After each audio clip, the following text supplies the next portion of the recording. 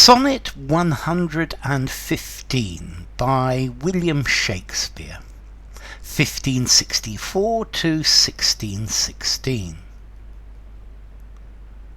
Those lines that I before have writ do lie, even those that said I could not love you dearer. Yet then my judgment knew no reason why my most full flame should afterwards burn clearer.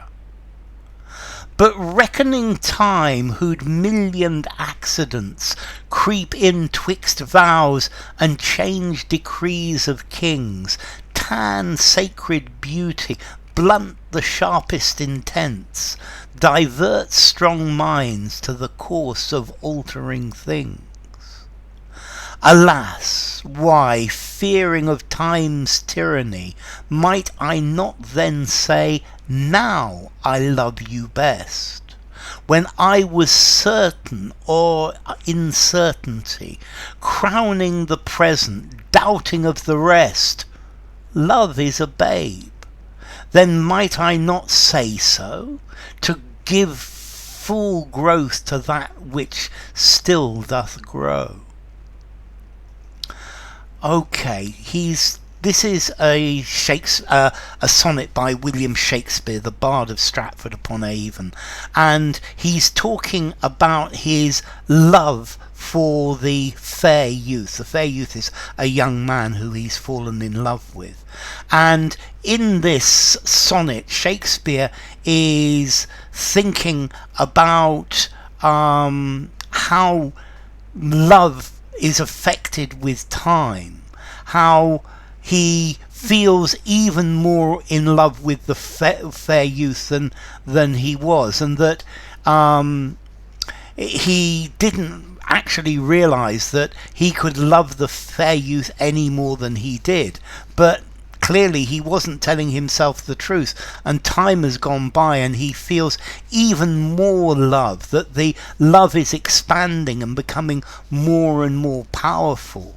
And maybe this is looking at the nature of time and how things change with time, because normally time is characterized as something that takes things away, that destroys everything, but in this case time is improving the relationship, and he didn't understand that could happen, and he's I think he feels happy that time has done this wonderful thing for him. So in this case, the personification of time has done something positive, which is quite a change. Those lines that I before have writ do lie. So the lines I wrote in the past, when I said the lines I wrote in the past, I was lying. And this is a very bold opening, but we don't know what he's lying about. Even those that said, I could not love you dearer. So the fact that when I wrote in the past that I could not love you more than I loved you at that point, it wasn't the truth. It was lying. It wasn't telling the truth. Yet then my judgment knew no reason why my most full flame should afterwards burn clearer. So, and the reason I wrote those words, because at that time I was very in love with you, and it seemed to me that my love was burning at its maximum. It was a full flame, but I had no idea that my love could burn even more powerfully, even more clearly. But reckoning time, so time, capital T, has been personified. Time, and this is something that time has changed. Time whose millioned accidents creep in twixt vows.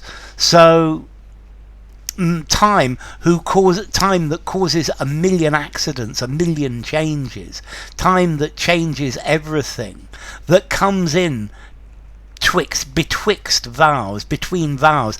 I promised to do this, but time changes, situations change, and time gets in between the promise of something and changes decrees of kings. So time can even change what the king says must be true, is what the king decrees.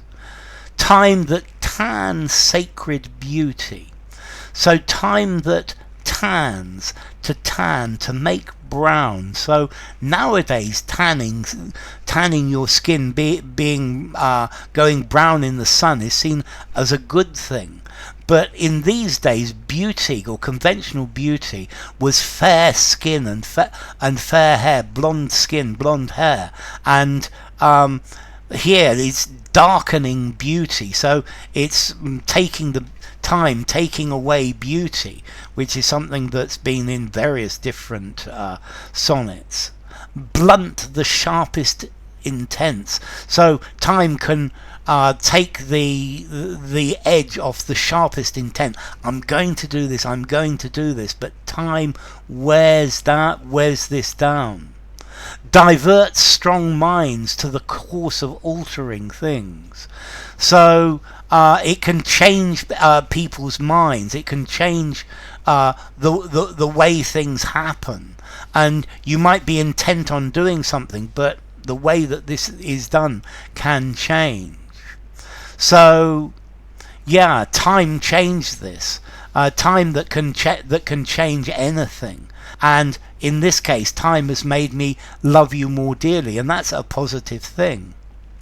Alas, why fearing of time's tyranny, might I not then say, now I love you best?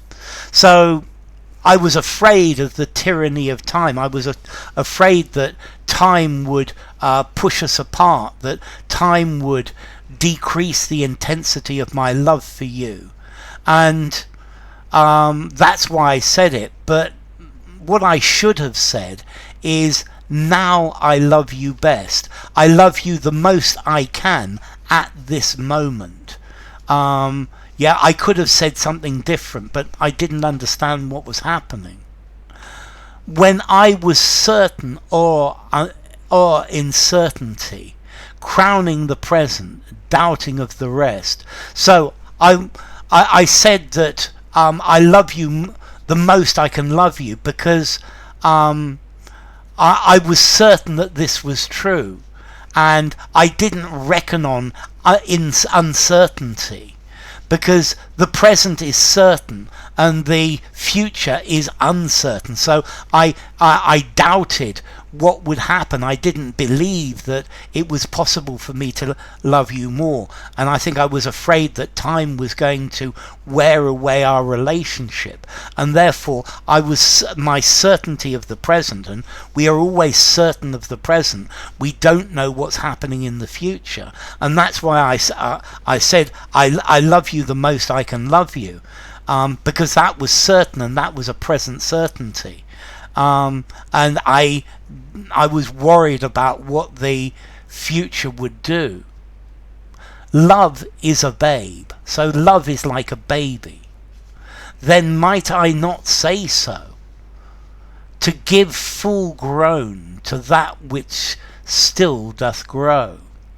So love is a baby. So maybe I could I could say that things are still improving, that that my love for you still grows, and I said that my love for you was fully grown, even though it keeps growing, and maybe now I can say that my love for you is completely grown, but my love for you keeps growing. So where will it end? So enough. If you enjoyed the video, give it a rating, subscribe to my channel, and I'll see you soon. Bye for now. Sonnet 115 by William Shakespeare.